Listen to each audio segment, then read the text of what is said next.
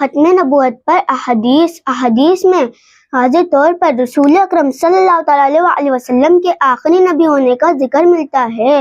چنانچہ ہمارے پیارے نبی صلی اللہ تعالیٰ علیہ وسلم نے ارشاد فرمایا، حدیث نمبر 1، حضرت صبحان رضی اللہ تعالیٰ عنہ روایت کرتے ہیں کہ حضور صلی اللہ تعالیٰ علیہ وسلم نے فرمایا، انا خاتم النبیین لا نبی بعدی، میں خاتم النبیین ہوں، میرے بعد کوئی نبی نہیں ہوگا۔ حدیث نمبر 2، میری اور مجھ سے پہلے نبیوں کی مثال ایسی ہے جیسے کسی شخص نے ایک نہایت خوبصورت مکان بنایا مگر اس کے کونے میں ایک اینٹ کی جگہ خالی چھوڑ دی۔ لوگ اس مکان کے ارد گرد گھومتے، اس کی تعریف کرتے اور کہتے، اس جگہ اینٹ کیوں نہ رکھی گئی؟ رسول اکرم صلی اللہ تعالیٰ علیہ وسلم نے فرمایا، وہ اینٹ میں ہوں اور میں آخری نبی ہوں۔ میں محمد ہوں، احمد ہوں، ماہی ہوں کہ میرے ذریعے اللہ تعالیٰ کفر کو مٹائے گا۔